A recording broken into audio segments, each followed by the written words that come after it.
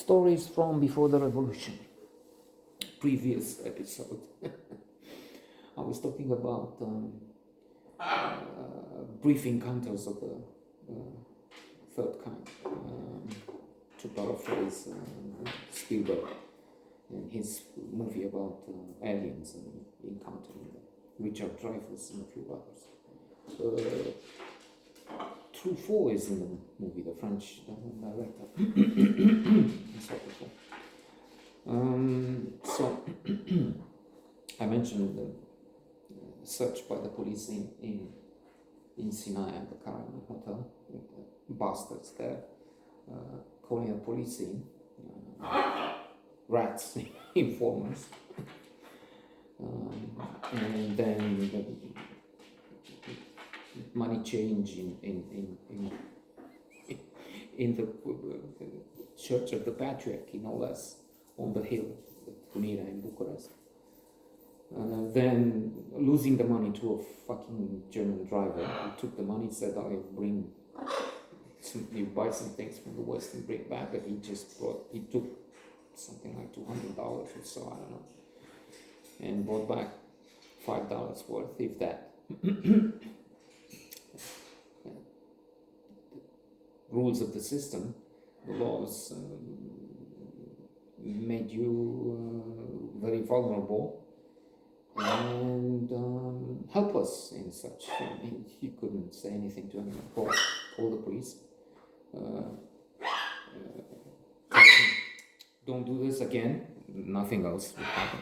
And put myself in jail just to have him maybe acknowledged. Anyway, a serious case happened in Buana Brașov. I started to tell you, and the way I do it, maybe in 5 episodes, we'll finish with this. I was in Buana for weeks on end, for I don't know, maybe 2 months or so, because I was available. I decided to interrupt my studies to do some work. Reason, technical and practical reason to do so. Went to the faculty, said that.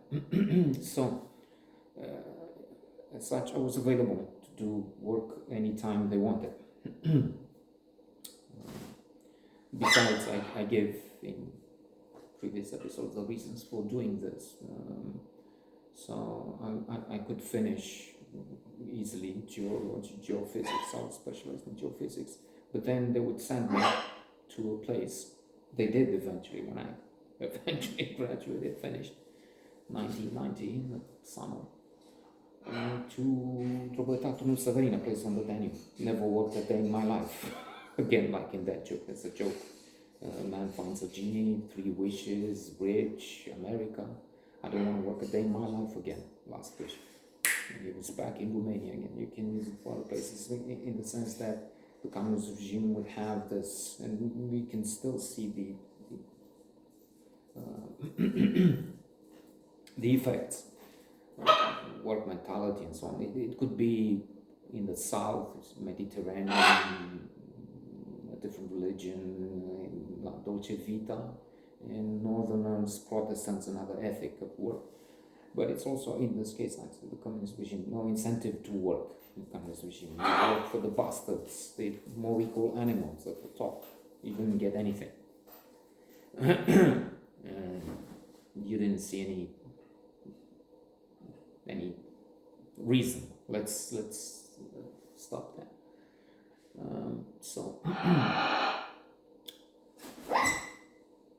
Wait, termina. And so I said, okay, this guiding business offers some perspective. You could get money. In fact, with doing things with a travel outfit, some of them on my own. We'll get to that, inshallah. I'm willing. Color television, video recorder, and eventually I even bought 1988 a Dacia car, a second-hand car, and the car with the jokes. Why do we have heating on the rear window of a Dacia? It could be a Skoda, it could be, and surely they have the same jokes, Lada and so on. Cars made in the former Soviet bloc. Good cars now, but then jalopies, more or less. Why do you have heating on it? To keep your hands warm when you push. So things, and I said, okay, let's postpone this. Let's take it as far in the future as possible.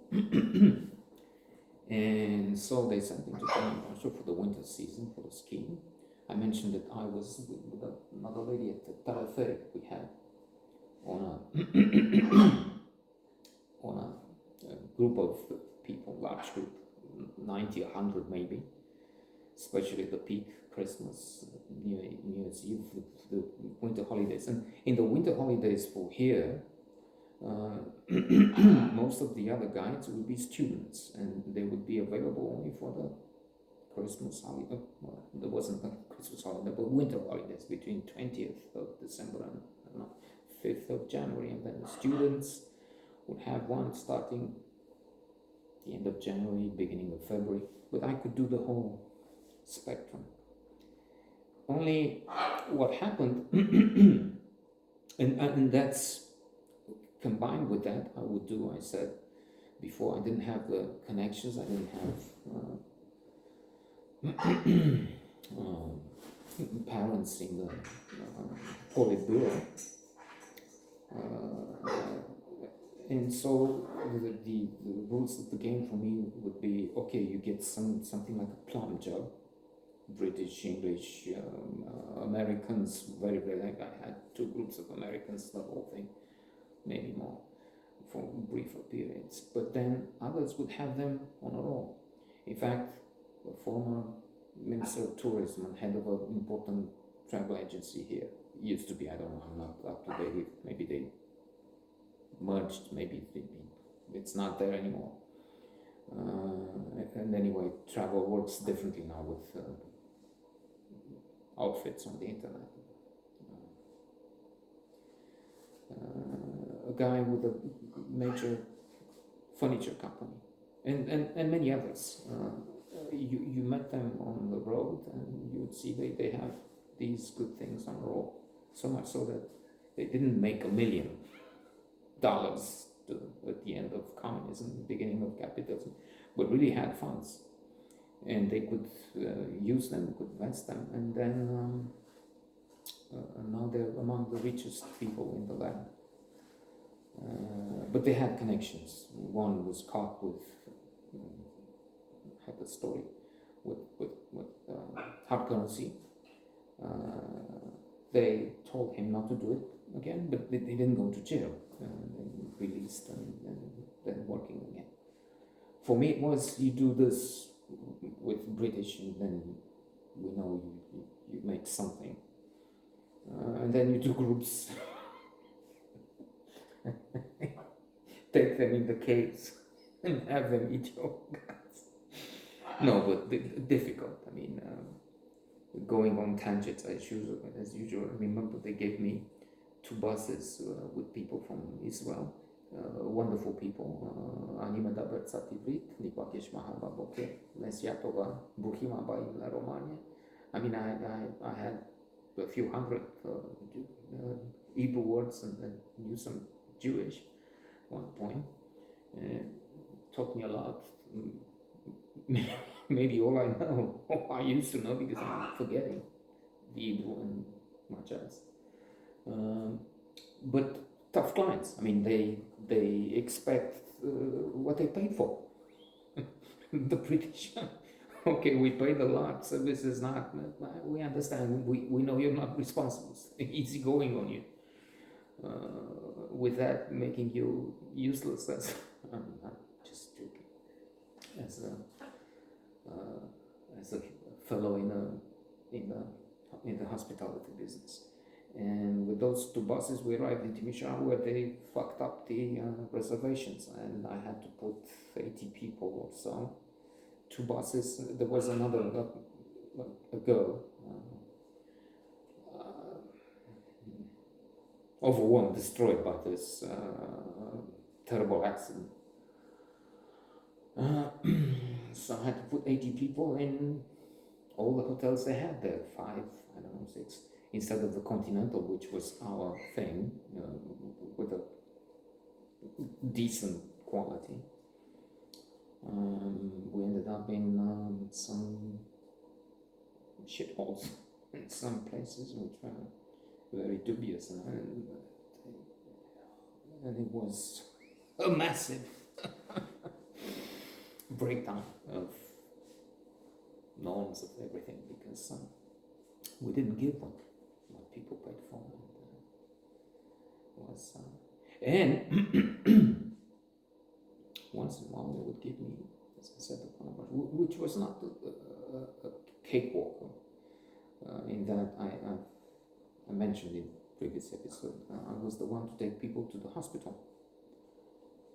On the ski slopes, you have all levels of skill. You have beginners, but it's true, with beginners they take them to the easy part, and not much happens there. I mean, not something to worry about broken limbs, but if they're advanced, sometimes they go in very difficult terrain and they fall. We have the infamous case of Michael Schumacher, one of the best pilots in Formula One, and I understand